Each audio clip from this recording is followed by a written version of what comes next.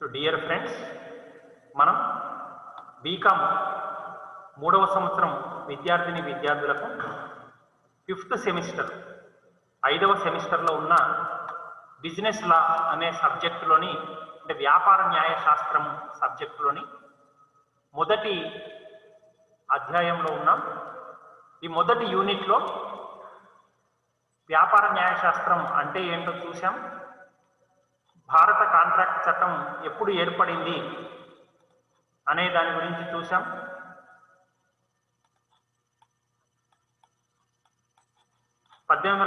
లో ఏర్పడింది అని మనం తెలుసుకున్నాం. ఒప్పందానికి కాంట్రాక్టుకు మధ్య తేడా గమనించాం. మళ్ళీ ఒకసారి చెప్తున్నాను, ఒప్పందము రెండు పార్టీల మధ్య పరస్పర అవగాహన కుదిరి ఏదన్నా ఒక పని చేయడానికి లేదా చేయకపోవడానికి ఒక అంగీకారం కుదిరినట్లయితే అది ఒప్పందము. అది చట్టరీత్యా అమలు పరచగలిగితే అది కాంట్రాక్టుగా మారుతుంది. భారత కాంట్రాక్ట్ చట్టం ప్రకారం సెక్షన్ 10లో 10 ఆవశ్యకాలు ఉన్నవి ఒక ఒప్పందం కాంట్రాక్టుగా మారడానికి అనేది మనం నేర్చుకున్నాం. కాంట్రాక్టులలో రకాలు చూసాం. ప్రతిపాదన, దాని యొక్క యాక్సెప్టెన్స్ అంగీకారం అంటే ఏంటో చూసాం. వీటికి సంబంధించిన ప్రతిపాదనకు స్వీకృతికి సంబంధించిన నియమ నిబంధనలు పరిశీలించాం. ఈ స్వీకృతి ప్రతిపాదన ఎప్పటిలోగా విరమించుకోవచ్చు, ఎట్లా సమాచారం పంపించాలి అనేది చూసాం. ప్రతిఫలము అంటే ఏంటో చూసాం. ప్రతిఫలముకు ఉండవలసిన ఆవశ్యకాలు, న్యాయాత్మకమైన ఆవశ్యకాలు ఏంటో చూసాం. Doctrine of stranger to a contract, అపరిచిత వ్యక్తి, కాంట్రాక్ట్కు సంబంధం లేని వ్యక్తి కాంట్రాక్ట్ గురించి ఏమైనా చర్యలు తీసుకోవచ్చా, ఏ సందర్భంలో అపరిచిత వ్యక్తి ఎంటర్ కావచ్చు కాంట్రాక్టులోకి అనే అంశాలను మనం పరిశీలించాం. ప్రతిఫలము లేదు, కాంట్రాక్టు లేదు. సాధారణంగా రూల్ ఏం చెబుతుంది అంటే సెక్షన్ 10 ప్రకారం 1872 భారత కాంట్రాక్ట్ చట్టం సెక్షన్ 10లోని 10 ఆవశ్యకాల్లో ప్రతిఫలం కూడా ఒక ఆవశ్యకం. అంటే ప్రతిఫలము లేనిచో కాంట్రాక్ట్ లేదు, నో కన్సిడరేషన్ నో కాంట్రాక్ట్. కానీ కొన్ని ప్రత్యేకమైన పరిస్థితులలో ప్రతిఫలం లేకపోయినా కాంట్రాక్టు అనబడుతుంది అని మనం తెలుసుకున్నాం. సహజ ప్రేమ అనే ట్రస్టుల విషయంలో అలాంటి కొన్ని విషయాలు మనం చర్చించాము. అట్లానే గత క్లాసులో కెపాసిటీ టు ఏ కాంట్రాక్ట్ చూసాం. ఎవరెవరికి అర్హత ఉన్నది కాంట్రాక్టు కుదుర్చుకోవడానికి, ఎవరెవరికి అర్హత లేదు అని. ఈరోజు ప్రత్యేకంగా మైనర్ల గురించి చూద్దాం. మైనర్లతో ఒప్పందాలు ఏం చెప్తున్నది చట్టం దీని గురించి అనే అంశాన్ని మనం ఈరోజు క్లాసులో పరిశీలిద్దాం. మీరు గత క్లాసులో నేర్చుకున్నారు అర్హత ఎవరెవరికి ఉన్నది అంటే మెజారిటీ వయసు రావాలి వ్యక్తికి, ఆలోచించే శక్తి ఉండాలి, న్యాయశాస్త్రంచే అనర్హుడిగా ప్రకటించబడకుండా ఉండాలి. వాళ్లకు కాంట్రాక్టులో చేరడానికి అర్హత ఉంటుంది, మిగిలిన వాళ్లకు అర్హత లేదు అని మనం అనుకున్నాం. అనర్హులు ఎవరు అంటే ఆ ముగ్గురికి ఆపోజిట్, మేజర్కి ఆపోజిట్ మైనర్. ఆలోచించగలిగే శక్తి ఉన్నవాడికి ఆపోజిట్ మతిభ్రమణం పొందిన వ్యక్తులు. న్యాయశాస్త్రంచే అనర్హులుగా ప్రకటించబడని వ్యక్తులకు ఆపోజిట్ న్యాయశాస్త్రంచే అనర్హులుగా ప్రకటించబడిన వ్యక్తులు. ఈ ముగ్గురికి అనర్హత ఉంటుంది అని మనం అనుకున్నాం. ఇక గత క్లాసులో మీరు గమనించినట్లయితే ఈ మైనరు అంటే ఎవరో నేర్చుకున్నాం. 18 సంవత్సరాలు నిండకుండా ఉండిన వ్యక్తిని, అలానే కొన్ని సందర్భాల్లో గార్డియన్స్ చట్టం ప్రకారం 21 సంవత్సరాలు నిండకుండా ఉన్న వ్యక్తిని గార్డియన్ సంరక్షణలో ఉన్నట్లయితే వాళ్ళని మైనర్ అంటారు మన దేశంలో అని మనం నేర్చుకున్నాం. ఇక మతి భ్రమణం పొందిన వ్యక్తుల రకాలను చూసాం. మతి స్థిమితం లేని వ్యక్తులు, మూర్ఖులు, తాగుబోతులు. అట్లానే న్యాయశాస్త్రంచే అనర్హులుగా ప్రకటించబడిన వ్యక్తులు విదేశీయులు. మళ్ళీ విదేశీయులలో 2 రకాలను మనం పరిశీలించాం. విదేశీ మిత్రుడు, విదేశీ శత్రువు. అట్లనే విదేశీ రాయబారుల గురించి చూసాం. కార్పొరేషన్లకు సంబంధించిన నియమావళి పరిశీలించాం. దివాలా తీసిన వ్యక్తుల గురించి చట్టం ఏం చెప్తుంది, అఫీషియల్ రిసీవర్ అని మనం అనుకున్నాం గత క్లాస్లో. వాళ్ళతోటి ఒప్పందాలు జాగ్రత్తగా చేసుకోవాలి అని అనుకున్నాం. అట్లనే దోషి అని ఎవరిని అంటారు, దోషితోటి ఒప్పందం కుదుర్చుకునేటప్పుడు ఏమి ఉండాలి అనేది కూడా మనం పరిశీలించాం. దోషుల విషయంలో ఎవరికి అర్హత ఉంటుంది, దానికి సంబంధించిన నియమ నిబంధనలను మనం పరిశీలించాం. వివాహిత స్త్రీకి సంబంధించిన విషయంలో మనం నేర్చుకున్నాం. ఆమె స్త్రీధనం మీద ఆమెకు సంపూర్ణమైన హక్కు ఉంటుంది, కానీ విలాసాలకు భర్తను బాధ్యునిగా చేయలేదు. మీరు ఎకనామిక్స్లో నేర్చుకొని ఉంటారు, అవసరాలు, సౌకర్యాలు, విలాసాలు అని వస్తు సేవలను 3 రకాలుగా వర్గీకరించడం జరిగింది. ఒక మనిషి కోరికలను సంతృప్తి పరిచే వర్గీకరణ, అవసరాలు, సౌకర్యాలు, విలాసాలు అనే వర్గీకరణ మీరు నేర్చుకొని ఉంటారు. వివాహిత స్త్రీ తన అవసరాల కోసం భర్తను బాధ్యునిగా చేయగలుగుతుంది, కానీ విలాసాలకు భర్తను బాధ్యునిగా చేయలేదు. పెళ్ళప్పుడు తనకు స్త్రీధనంగా తన పుట్టింటి నుంచి తెచ్చుకున్న మొత్తానికి మాత్రమే తను యజమానిగా ఉంటుంది. కాబట్టి ఆ విషయాలను జాగ్రత్తగా గుర్తుంచుకోవాల్సిన అవసరం ఉంటుంది. ఇక మైనర్ల విషయానికి వస్తే, మైనర్లకు సంబంధించి మనము ప్రత్యేకంగా పరిశీలించవలసిన అవసరం ఉంటుంది అని నిన్న క్లాస్లో చెప్పాను. మైనర్లు చూడండి, 2 రకాల వర్గీకరణ మనం గతంలో నేర్చుకున్నాం. భారతదేశంలో మెజారిటీ వయసు చట్టం ఉన్నది. ఇది ఎప్పుడు ఏర్పాటు చేశారనేది కూడా చెప్పాను మీకు. 1875లో మెజారిటీ వయసు చట్టం చేశారు. దీనిలోని సెక్షన్ 3 ప్రకారం 18 సంవత్సరాలు నిండని వ్యక్తి మైనర్. భారత మెజారిటీ వయసు చట్టం 1875 సెక్షన్ 3 ప్రకారం 18 సంవత్సరాలు నిండని వ్యక్తిని మనం మైనర్గా పరిగణిస్తాము. అట్లానే మీకు ఇంకొక చట్టం కూడా చెప్పాను, గార్డియన్ మరియు వాట్స్ చట్టం. ఇది ఎప్పుడు ఏర్పాటు చేశారో కూడా చెప్పాను. ఎప్పుడంటే 1890 ఏర్పాటు చేయటం జరిగింది. దీని ప్రకారం న్యాయస్థానము సంరక్షకునిగా ఎవరినైనా నియమించినప్పుడు వాళ్లకు 21 సంవత్సరాలు పూర్తి అయితేనే వాళ్లకు మెజారిటీ వయసు వచ్చింది అని భారతదేశంలో భావన. కాబట్టి మైనర్ తోటి సంబంధించినప్పుడు ఒప్పందాలకు సంబంధించి కొన్ని ప్రత్యేకమైన నియమ నిబంధనలు ఉన్నాయి. అవి ఏమిటో ఈరోజు చూద్దాం.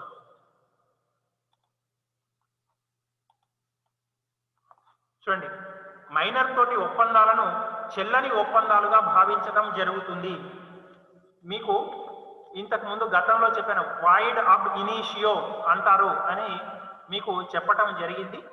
వాయిడ్ అబ్ ఇనిషియో అంటారు. ఏదన్నా ఒప్పందాలను మొదటి నుంచి చెల్లకపోతే వాటిని వాయిడ్ అబ్ ఇనిషియో అంటాము. ఎన్ లేదు ఇక్కడ. వాయిడ్ అబ్ ఇనిషియో చెల్లని ఒప్పందాలుగా భావించడం జరుగుతుంది. అనగా చెల్లని ఒప్పందాలు మనకు ఒప్పందాల్లో రకాల్లో నేర్చుకున్నప్పుడు మీకు చెప్పటం జరిగింది. ఏ ఒప్పందాలనైతే మొదటి నుంచి అవి చట్ట ప్రకారం తప్పుగా ఉన్నాయో వాటిని చెల్లని ఒప్పందాలు అని పిలుస్తాం, వాయిడ్ అబ్ ఇనిషియో. ఈ కేసు చాలా ముఖ్యమైనది, నోట్ చేసుకోండి.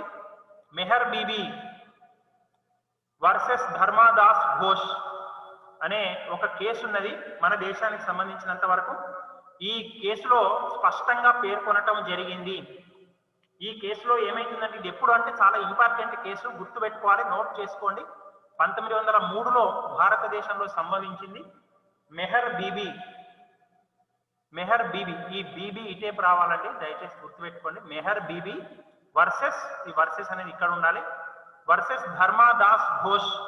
ఈ కేసులో మైనరు తన గృహాన్ని తాకట్టు పెట్టుకొని 20,000 రూపాయలు అప్పు తీసుకున్నాడు. అప్పు ఇచ్చిన వ్యక్తి దగ్గర గృహాన్ని, తన ఇంటిని, తను నివసించే ఇంటిని తాకట్టుగా పెట్టి హామీగా ఇచ్చి 20,000 అప్పు తీసుకున్నాడు. ఆ తర్వాత అప్పు తిరిగి చెల్లించలేదు. దానికి సంబంధించినప్పుడు కోర్టుకు పోయినప్పుడు మైనర్ తోటి కుదుర్చుకున్న ఒప్పందము చెల్లదు, ఆ ఇంటి తాకట్టు కూడా చెల్లదు అని కోర్టు తీర్పు ఇచ్చింది. గుర్తుపెట్టుకోండి, మెహర్ బీబీ వర్సెస్ ధర్మాదాస్ ఘోష్ 1903లో ఈ కేసు జరిగింది. ఈ కేసు తీర్పు ఏమిటి అంటే, మైనర్లతోటి కుదుర్చుకున్న ఒప్పందాలు వాయిడ్ అబ్ ఇనిషియో, ఈ ఎన్ లేదు, వాయిడ్ అబ్ ఇనిషియో మొదటి నుంచే చెల్లవు. కాబట్టి జాగ్రత్తగా ఒక వయసు ధృవీకరణ జాగ్రత్తగా పొంది మనం చూసుకోవాల్సిన అవసరం ఉంటుంది. అట్లానే మైనరు రెండవ సూత్రం ఏం చెప్తుంది అంటే పరిసమాప్తి చేసుకోవచ్చు. ఏర్పాటు చేసుకున్న ఒప్పందాన్ని మైనరు తన కోరికపై పరిసమాప్తి చేసుకోవచ్చు, అంటే రద్దు చేసుకోవచ్చు. కానీ వేరే వ్యక్తికి ఆ అవకాశం లేదు. ఉదాహరణకు నేను ఒక ఉదాహరణ చెప్తాను చూడండి. మైనరు ఇంకొక వ్యక్తికి తన 50,000 విలువైన బండి అవసరానికి ఇస్తూ 50,000 ఇతని దగ్గర ఉంచమని చెప్పాడండి. ఆ మైనర్కు ఉన్న బండిని వేరొకరికి ఇచ్చాడు, వాళ్ళ ఫ్రెండ్కి. ఆ ఫ్రెండ్కి ఇస్తూ దాని విలువ 50,000 రూపాయలు కాబట్టి 50,000 రూపాయలు నా దగ్గర హామీగా పెట్టి నువ్వు బండి తీసుకొని పో అని చెప్పాడు. ఆ వేరొక వ్యక్తి బండి తీసుకొని పోయినాడు. 1 సంవత్సరం పాటు ఇద్దరి మధ్యన ఒప్పందం.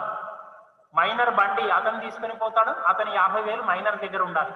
ఎప్పుడైతే బండి తిరిగి ఇస్తాడో అప్పుడు ఆ 50,000 తిరిగి ఇస్తాడు మైనర్ అతనికి. కానీ 1 నెల కాగానే మైనర్ ఫోన్ చేసి నాకు ఈ ఒప్పందం అంగీకారం లేదు, నాకు నచ్చలేదు, నా బండి నాకు తెచ్చి నీ 50,000 నువ్వు తీసుకొని పో అంటే ఆ ఎదుటి వ్యక్తి తప్పనిసరిగా తెచ్చి ఇవ్వాల్సిన బాధ్యత ఉన్నది. కానీ ఆ ఎదుటి వ్యక్తే నేను ఈ ఒప్పందాన్ని నచ్చట్లేదు, నాకు నా 50,000 నాకు ఇచ్చే, నీ బండి నీకు ఇచ్చేస్తానంటే కుదరదు. ఆ ఒప్పందాన్ని రద్దు చేసుకునే అవకాశం మైనర్కు మాత్రమే ఉన్నది, ఎదుటి వ్యక్తికి లేదు. కాబట్టి మైనర్ తోటి ఎవరన్నా వ్యక్తి ఒప్పందం కుదుర్చుకుంటే దానిని రద్దు చేసుకోవడానికి, పరిసమాప్తి చేసుకోవడానికి మైనర్కు మాత్రమే హక్కు ఉన్నది, ఎదుటి వ్యక్తికి లేదు. అలానే ఇంకొక అంశము గమనించవలసింది ఏమిటి అంటే మెజారిటీ వయసు వచ్చిన తర్వాత ధృవీకరించడానికి అవకాశం లేదు మైనర్కి. మైనర్తో ఏర్పాటు చేసుకున్న ఒప్పందాన్ని అతనికి మెజారిటీ వయసు వచ్చిన తర్వాత కూడా అమలు పరచడానికి లేదు. ఉదాహరణకు మనకు మళ్ళొక ఫేమస్ కేసు ఉన్నదంటే నోట్ చేసుకోండి. రామస్వామి వర్సెస్ చెట్టియార్. రామస్వామి వర్సెస్ చెట్టియార్.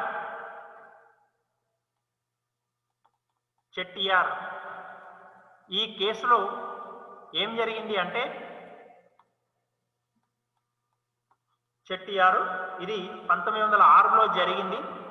ఇవి 2 కేసులు కూడా చాలా ముఖ్యమైనవి, గుర్తుపెట్టుకోవాలి. మైనర్కు సంబంధించి ఎప్పుడు ఏదొచ్చినా సరే ఈ 2 కేసుల గురించి మీరు తప్పనిసరిగా రాయాలి, తప్పనిసరిగా చెప్పాలి.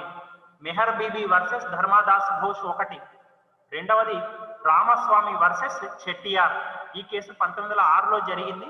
దీని సారాంశము ఏమిటి అంటే ఈ కేసులో మైనరు 5,000 అప్పుగా తీసుకొని ప్రామిసరీ నోటు రాసి ఇచ్చాడు. మైనరు వేరొక వ్యక్తి దగ్గర 5,000 రూపాయలు అవసరం ఉండి తీసుకొని ప్రామిసరీ నోటు, ప్రో నోటు అంటాం కదా, ప్రామిసరీ నోటు రాసి ఇచ్చాడు. మెజారిటీ వయసు వచ్చిన తర్వాత పాత నోటుకు బదులుగా 18 ఏళ్ళకు ముందు రాసిచ్చిన ప్రామిసరీ నోటుకు బదులుగా కొత్త నోటు రాసి ఇచ్చాడు. 18 ఏళ్ళు దాటినాక కొత్త డేట్ వేసి కొత్త ప్రామిసరీ నోటు రాసి ఇచ్చాడు. ఆ మైనరుకు వ్యతిరేకంగా వేరొక వ్యక్తి కోర్టుకు పోయి, అంటే ఈ కేసులో జరిగిన విషయం ఏమిటంటే కొత్త ప్రామిసరీ నోటు కోర్టులో చెల్లలేదు.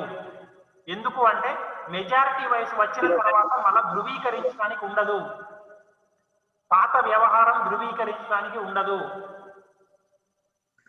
కాబట్టి మైనర్తో ఏమన్నా ఒప్పందాలు కుదుర్చుకునేటప్పుడు చాలా జాగ్రత్తగా ఉండాలి. మెజారిటీ వయసు వచ్చిన తర్వాత మళ్ళీ అది కొట్టేసి దాని ప్లేస్లో ఇది రాసుకుందాం అంటే అది కుదరదు. పాత కాలంలో జరిగినది, మెజారిటీ వయసు రాకముందు జరిగినవి ఏవి చెల్లవు. ఎందుకంటే మనం అనుకున్నాం వాయిడ్ అబ్ ఇనిషియో, మొదటి నుంచి కూడా చెల్లవు, తర్వాత చట్టబద్ధత కల్పించలేము. కాబట్టి ఈ అంశాలను జాగ్రత్తగా గుర్తుపెట్టుకోవాల్సిన అవసరం ఉంటుంది. అలానే తప్పుడు సమాచారం ఇచ్చినప్పుడు అంటే దీనికి సంబంధించిన ఉదాహరణ చెప్తాను, జాగ్రత్తగా పరిశీలించండి. ఒకవేళ మైనరు తన వయసు గురించి తప్పుడు సమాచారం ఇచ్చినప్పటికీ వేరొక వ్యక్తి మైనర్ మీద దావా వేయడానికి అవకాశం లేదు. ఇది కూడా గుర్తుపెట్టుకోండి. మన దేశంలో కాదు ఈ కేసు, అయినప్పటికీ మీరు గుర్తుంచుకోండి. ఆ పేరు ఏమిటంటే లెస్లీ వర్సెస్ స్వెల్.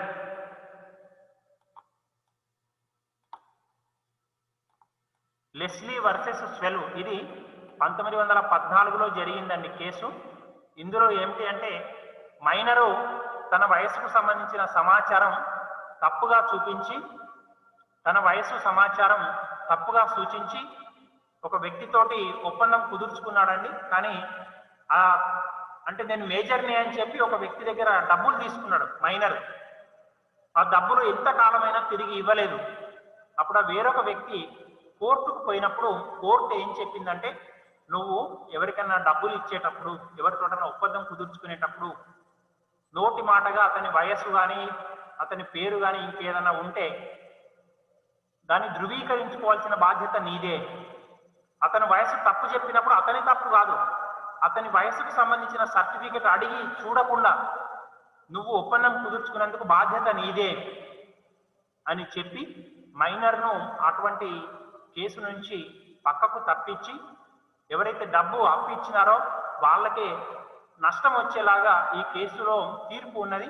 కాబట్టి మనం ఎవరితోటన్నా ఒప్పందం కుదుర్చుకునేటప్పుడు నోటి మాటగా అతని వయసు ఇంత అని అతను ఒప్పుకున్నప్పుడు మనము జాగ్రత్తగా దాన్ని కన్ఫర్మ్ చేసుకోవాల్సిన అవసరం ఉంటుంది, దానిని ధృవీకరించుకోవాల్సిన అవసరం ఉంటుంది. దానికి సంబంధించిన ఆధార్ కార్డు కానీ, డ్రైవింగ్ లైసెన్స్ కానీ, లేదా ఈ ఓటర్ గుర్తింపు కార్డు కానీ ఏదన్నా మనం దగ్గర ఉండి స్వయంగా చూసి, లేదా 10th క్లాస్ సర్టిఫికెట్ లో ఉన్న డేట్ ఆఫ్ బర్త్ కానీ స్వయంగా పరిశీలించి చూసి తర్వాతనే ఒప్పందం కుదుర్చుకోవాలి. ఎందుకు అంటే ఈ కేసు చెప్పినట్టుగా ఎవరైనా తప్పుడు వయసు గురించి తప్పుడు సమాచారం ఇచ్చినప్పుడు మైనర్ను బాధ్యులను చెయ్యలేము.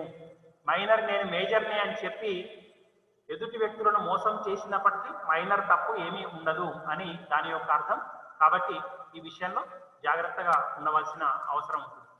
అలానే ప్రత్యేకంగా పూర్తి చేయవలసిన అవసరం లేదు. మరొక నిబంధన ఇంకొక విషయం చెప్తుంది. ఏంటంటే మైనర్ తల్లిదండ్రులు లేదా సంరక్షకులు మైనర్ తరఫున కాంట్రాక్టు ఏర్పాటు చేసుకున్నప్పుడు కాంట్రాక్టు అధికారానికి లోబడి మైనర్కు లాభాన్ని చేకూర్చినప్పుడు మాత్రమే వారు పూర్తి చేయవలసిన అవసరం ఉంటుంది.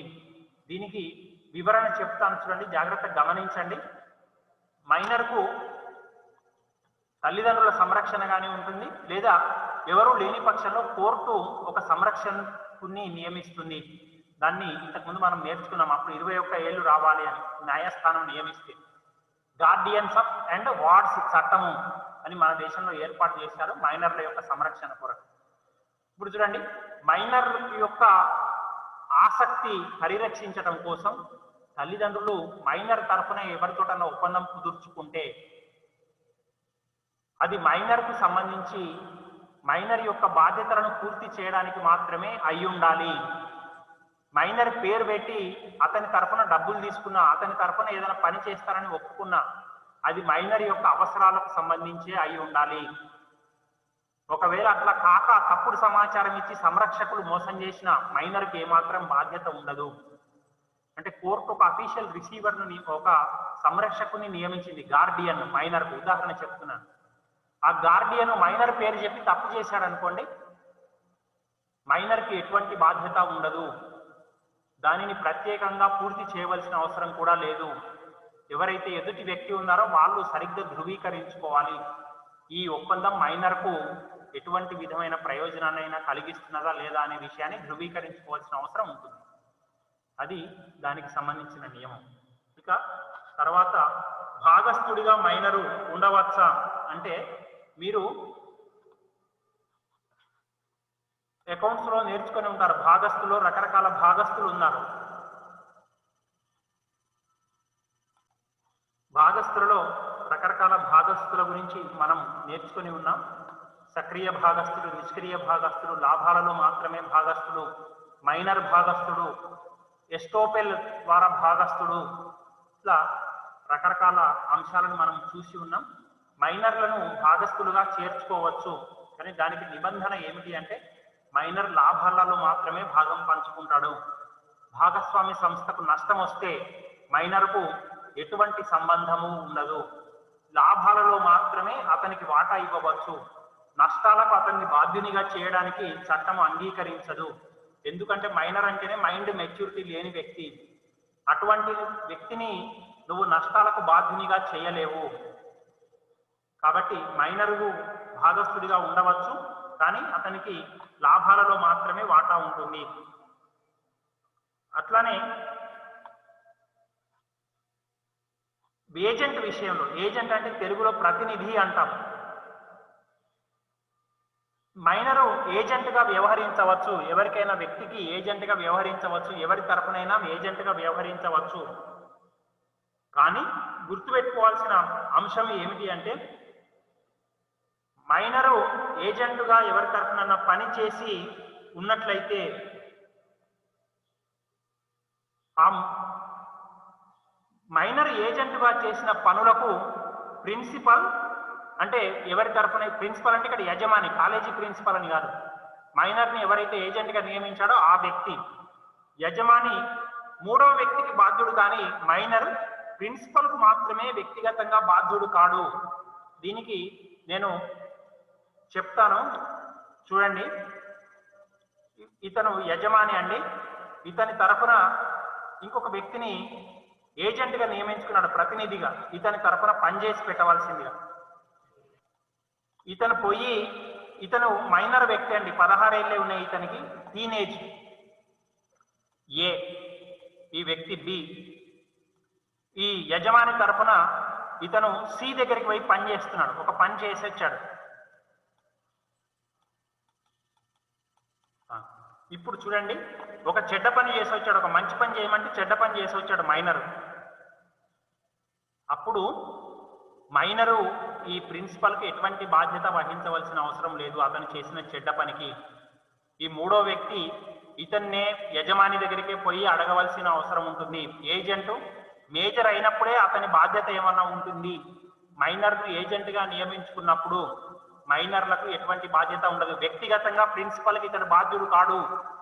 ప్రిన్సిపల్ యజమాని ఇతన్ని ఎవరైతే నియమించుకున్నారో అతను పూర్తిగా నమ్మి పని చేయించుకోవాల్సిందే. మైనర్లకు వ్యక్తిగతంగా ఎటువంటి బాధ్యత ఉండదు. కాబట్టి ఒక మైనర్ వ్యక్తిని ఏజెంట్గా, ప్రతినిధిగా నియమించుకునేటప్పుడు జాగ్రత్తగా ఉండవలసిన అవసరం ఉంటుంది. ఇక మైనర్తో ఒప్పందాలకు సంబంధించిన మరికొన్ని నిబంధనలు చూస్తే, అవసరాలకు మాత్రమే మైనర్ ఆస్తికి బాధ్యత ఉంటుంది. మీకు ఇంతకుముందు చెప్పాను, అవసరాలు, సౌకర్యాలు, విలాసాలు అనేవి 3 ఉంటాయి. ఒక టీచర్కు విమానం అనేది అవసరం కాదు, మోటార్ సైకిల్ అనేది అవసరం కాదు. అవి సౌకర్యము లేదా విలాసాల కిందకి వస్తాయి. ఒక టీచర్కు సైకిలో, లేకపోతే బోర్డో, లేకపోతే ఒక పుస్తకమో, ఒక నోట్సో, ఒక పెన్నో, ఒక పెన్సిలో అవసరాలు. మైనర్ యొక్క ఆస్తిని మనం బాధ్యులను చేయవచ్చు, మైనర్ను వ్యక్తిగతంగా బాధ్యులను చేయలేము. అవసరాల కొరకు మాత్రమే మనం బాధ్యులను చేయొచ్చు మైనర్ని. అంటే మీకు ఉదాహరణ చెప్తాను. వీధి చివరిలో చిన్న బడ్డీ కొట్టు ఉందండి, కిరాణా కొట్టు ఉంది. ఒక మైనరు ప్రతిరోజు పోయి సిగరెట్లు తాగుతున్నాడు, ప్రతిరోజు పోయి దొంగతనంగా గుట్కాలు తింటున్నాడు ఎవరికి తెలవకుండా. ఆ షాప్ వాడు కూడా గుట్కాలు వాస్తవానికి చట్ట ప్రకారం బ్యాన్ ఉన్నప్పటికీ పోయి తింటున్నాడండి, ప్రతిరోజు పోయి తింటున్నాడు, ప్రతిరోజు సిగరెట్ కాల్చి వస్తున్నాడు డబ్బులు ఇవ్వకుండా. డబ్బులు పద్దు రాసుకోమన్నాడు, లెక్క రాసుకుంటున్నాడు. ఓ సంవత్సరం పాటు బిల్లు ఇవ్వలేదు. ఆ షాపు యజమాని, ఆ షాపు ఓనరు మైనర్ మీద ఎటువంటి చర్య తీసుకోలేడు, కోర్టుకు పోయినా ఏమి చేయలేదు. ఎందుకు? మైనరు ఏదైతే దేనికైతే ఖర్చు పెట్టాడో అది అవసరం కాదు. సిగరెట్ లేకపోయినా బతకచ్చు, గుట్కా లేకపోయినా బతకచ్చు, సిగరెట్ గుట్కాలు లేకపోయినా బతకచ్చు. అది అవసరం కాదు. సిగరెట్ కానీ గుట్కా కానీ అవసరం కాదు, సౌకర్యం కాదు, విలాసం కాదు, వ్యసనము. కాబట్టి వ్యసనాలకు మైనర్ యొక్క ఆస్తిని బాధ్యులను చేయలేము. దీనికి సంబంధించిన మైనర్కు సంబంధించిన మరికొన్ని నియమ నిబంధనలు ఉన్నాయి, అవి మనం రాబోయే క్లాసులో నేర్చుకుందాం. ఈ మైనర్కు సంబంధించిన నియమ నిబంధనలతోటి మొదటి యూనిట్ అయిపోతుంది. సో ఈ రోజు మనం క్లాసులో ఏం నేర్చుకున్నాం? మొదటి యూనిట్ బిజినెస్ లా, వ్యాపార న్యాయశాస్త్రానికి సంబంధించిన మొదటి unit BCom final year 5th semester వాళ్ళకు మొదటి యూనిట్లో ఏమేమి అంశాలను మనం నేర్చుకున్నామో మొదటగా పరిశీలించాము. కాంట్రాక్టుకు ఎవరికి అర్హత ఉంటుంది, ఎవరికి అనర్హత ఉంటుంది అనే విషయాన్ని మనం మరొకసారి చూసాము. అలానే అనర్హుల విషయానికి మనం వెళ్తూ మైనర్ల గురించి ప్రత్యేక శ్రద్ధతోటి మనం పరిశీలిస్తున్నాం. మైనర్లకు సంబంధించిన నియమ నిబంధనలను మనం పరిశీలిస్తున్నాం. So thank you very much. మనం నెక్స్ట్ క్లాస్లో దీనికి సంబంధించిన మరికొన్ని అంశాలను చూద్దాం. Thank you very much dear friends.